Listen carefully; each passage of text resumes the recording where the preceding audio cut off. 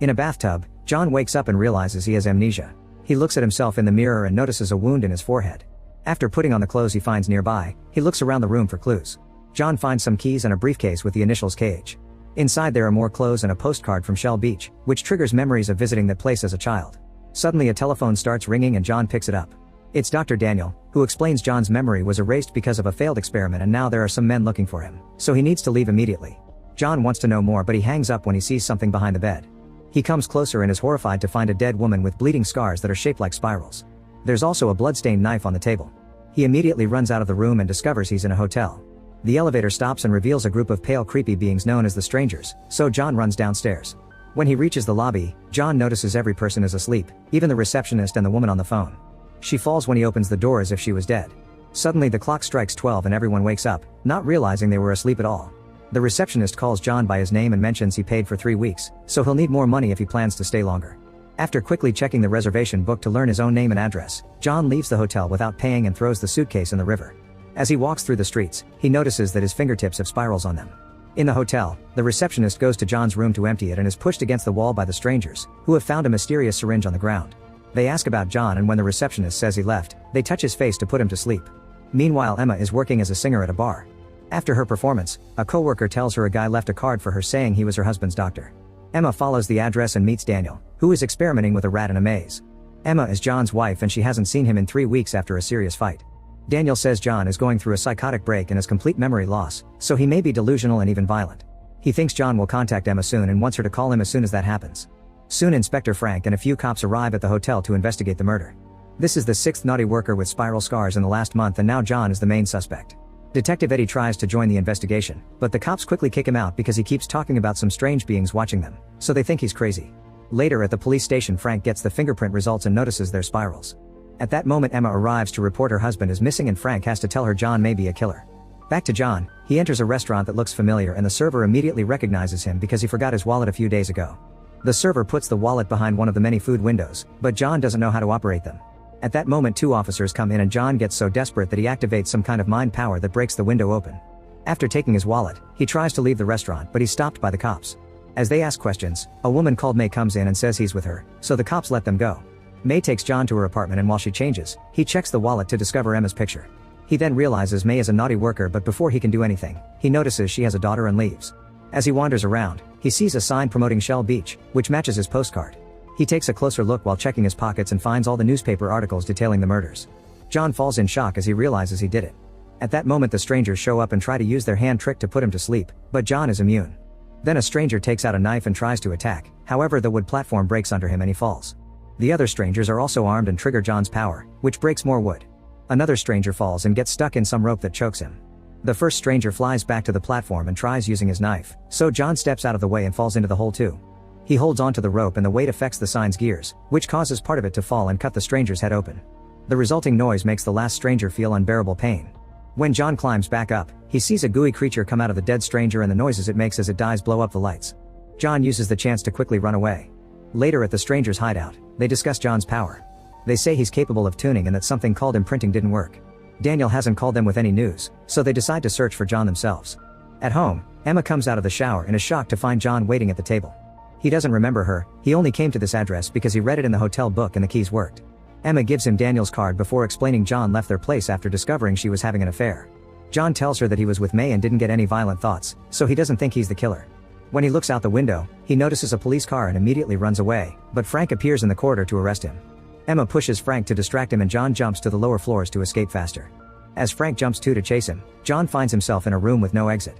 However, a door magically appears on the wall and John gets to leave the building. When Frank arrives at the same room, the door is gone, but he finds Daniel's card on the ground.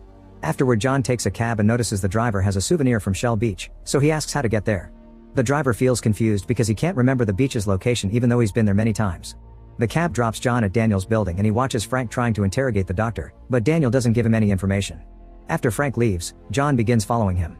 Moments later, Daniel is in the bathhouse when he's approached by a stranger, who shows him the syringe he found in John's room.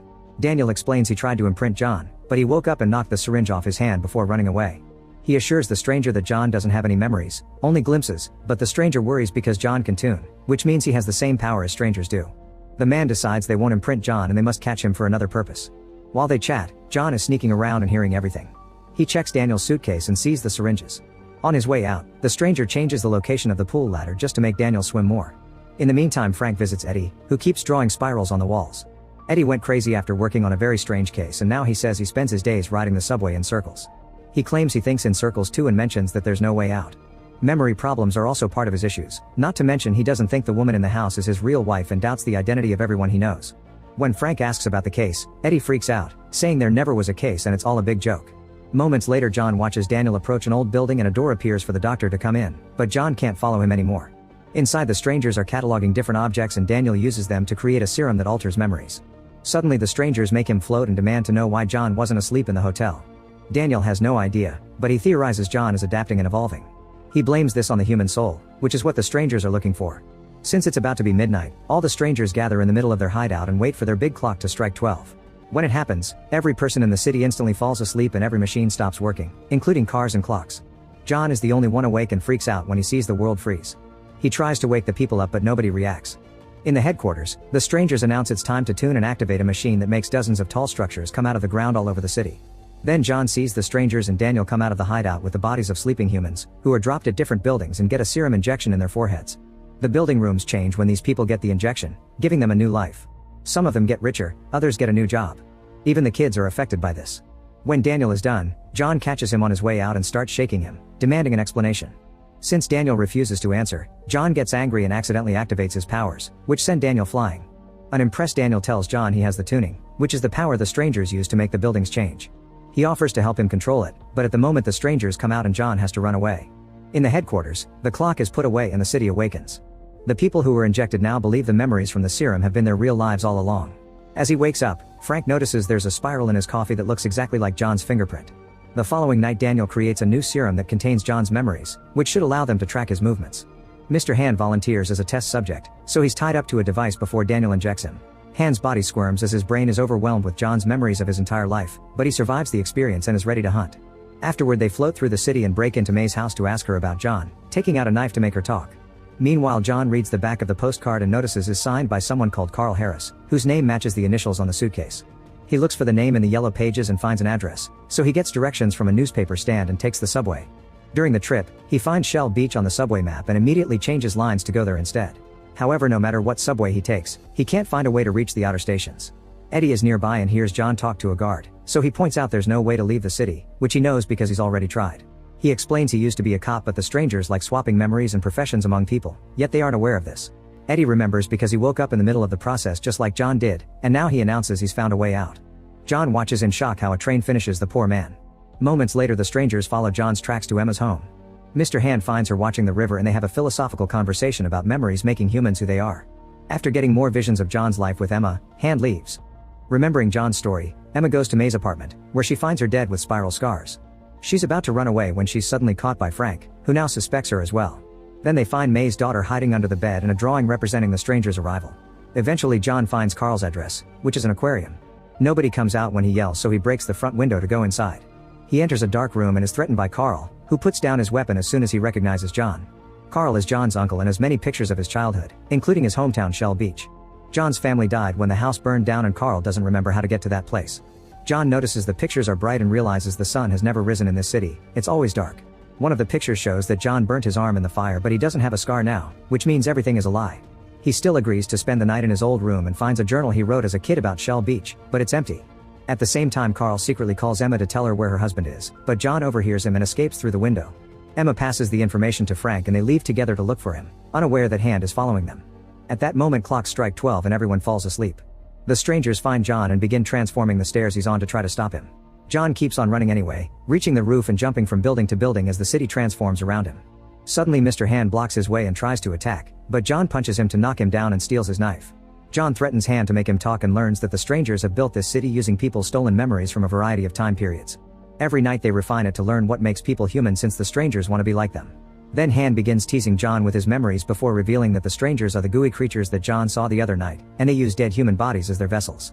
He tries to choke John, but at that moment the roof transforms and throws them both off. John manages to hold onto a balcony and sees more strangers coming after him, not to mention there's a building coming closer. A desperate John breaks the window and hides in the room behind him before the two buildings crash into each other, killing one of the strangers. The other stranger also goes inside and chases John through the corridors. John runs until he finds a door that he opens after some struggle, only to almost fall off the building. He holds onto the edge and the stranger bites his hand, making him bleed. Thankfully there's a structure growing nearby and John manages to jump on it to escape through the roofs again. As the tuning time ends and everyone wakes up, John lands in an alley and is surrounded by strangers. However, Frank and Emma show up in a car and quickly take him away.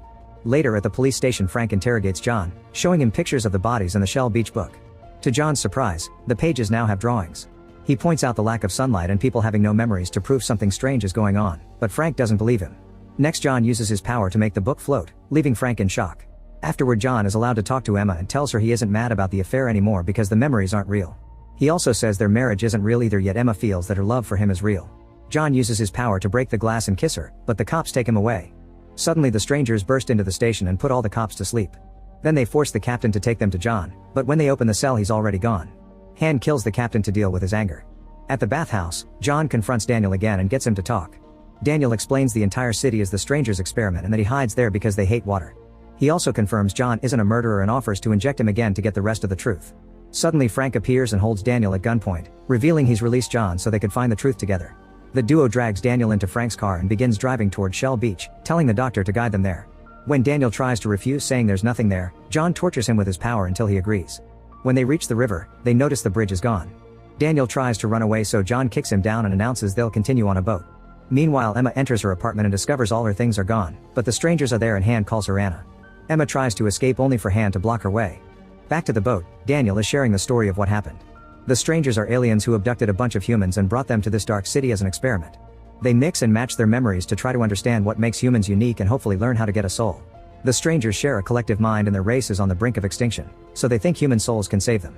They're afraid of light, that's why it's always dark in their city. Daniel was forced to cooperate because the aliens didn't know how to experiment with the human mind since they couldn't understand it, but he was forced to erase his own memories. All the memories John has are fake, and the drawings on the notebook were created recently by his powers. Eventually they reach the outer walls and discover Shell Beach is just a sign. Daniel insists there's nothing beyond the city, but Frank and John start breaking down the wall anyway. They almost fall through the resulting hole and are shocked to see outer space on the other side, which confirms humans the alien story. At that moment the strangers arrive with Emma and Frank opens fire, killing a few of them. When a stranger tries to attack John, Frank fights him and they accidentally fall through the hole, floating away to their deaths. John wants to keep fighting but Han threatens to kill Emma, so he surrenders and lets Han put him to sleep. Moments later John wakes up tied to a device in the stranger's hideout. The crowd wants him dead, but the leader announces the experiment is over and that John will be imprinted with the stranger's memories so they can share his soul.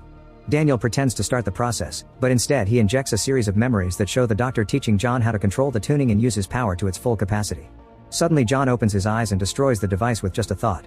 Then he uses his powers to push back the strangers and free Daniel from a device too. Soon the leader retaliates with his own powers and a fight ensues. John and the stranger keep pushing each other and destroying the room they're in, so the other strangers run in panic.